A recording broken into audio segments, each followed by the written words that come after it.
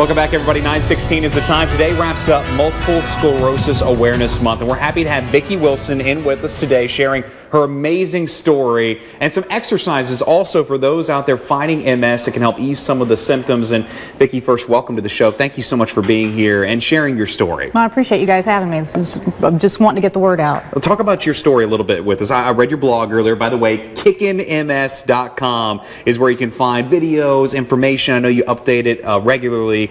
Tell me more about how it all started for you. I was diagnosed with primary progressive multiple sclerosis in May of 2012 in the Mayo Clinic in Florida. Okay. And there is no treatment or cure for PPMS. Okay. So, I was devastated. So I decided I needed to quit my job and focus on finding something to help me and improve my quality of life. So after a lot of research, I discovered that the hematopoietic stem cell transplant can actually stop the progression of your multiple sclerosis. And so I applied in the United States. It's in clinical trials at Northwestern University in Chicago, but they wouldn't accept me because I have PPMS. So I applied overseas, and I was accepted in Moscow, Russia. Wow. And I was there August through the end of September and had my transplant. I was in the hospital for 5.5 weeks, 4 days of high doses of chemo to reboot your immune system, and then a stem cell transplant using my own stem cells to help recover from the chemo.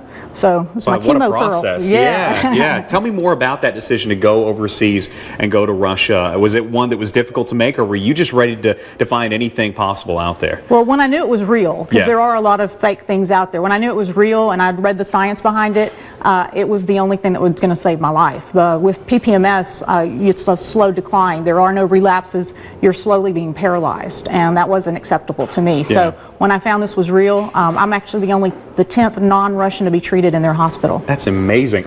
We got some video to show you here, before and after the stem cell treatment. Okay, tell me about this video right here. This was actually August 19th, the day I was being admitted into the hospital. This is the hotel lobby. My mother was videotaping me. I usually would use a trekking pole, but I was doing pretty good that morning, trying not to fall. But I have spasticity and I have hyperextending reflexes, so walking's a little wobbly.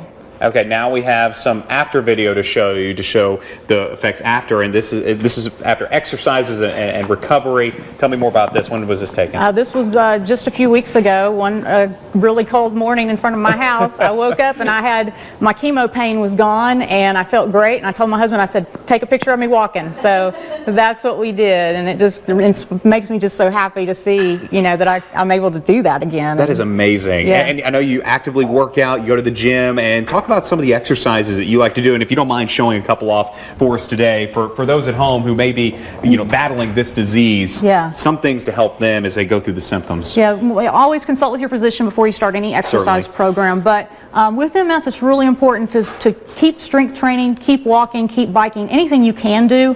Most people with MS are heat intolerant, so you'd have to watch out about that. A lot of water aerobics is good for them. Okay. I was actually cold intolerant, so that's why I wanted my video to be outside, because my cold intolerance has gone away. Really? Yeah. And you went to Moscow, Russia. I know. I mean, that's just crazy. That is, but I mean, the results speak for themselves. Yeah, I had just had my 6-month follow-up with the neurologist here at UAMS, and he was astounded. He couldn't believe it. And I showed him my videos, and he's like, come back in 6 months and let's celebrate more of your accomplishments. That is so wonderful. Yeah. So okay. Anyway, so some of the things that you should do is, make sure you do some curls, some bicep things, stretch really well before. I like to do some boxing things to mix it up. Mm-hmm. And then also, it's really important to stretch. With MS, your muscles tighten up with spasticity. Okay. And so it feels like you're always having a Charlie horse. Ooh. So it's real important to stretch and keep that limber. And I stretch 3 or 4 times a day just to keep my legs limber and loose.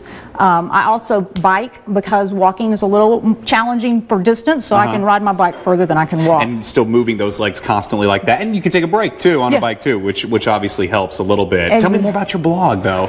So my blog is KickinMS, KICKINMS.com.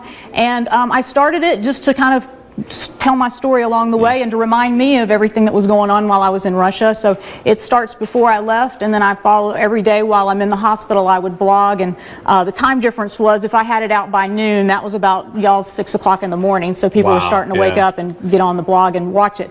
And so now I update it every month just to show my progress, and with the video, the walking videos. And I'll have an update coming up tomorrow because that's 6 months back from Moscow now. So unbelievable, isn't it? Yes, time just flies. But before I left, I was walking a quarter of a mile, barely. Now I can walk 1.25 miles regularly. A whole mile more than what you were able to do. And continued success, of course. Thank you so much for coming in today. And once again, kickinms.com, an inspiration to all of us. Thank you so much. Thank you. I appreciate you having me. All right, coming up next, we're going to talk.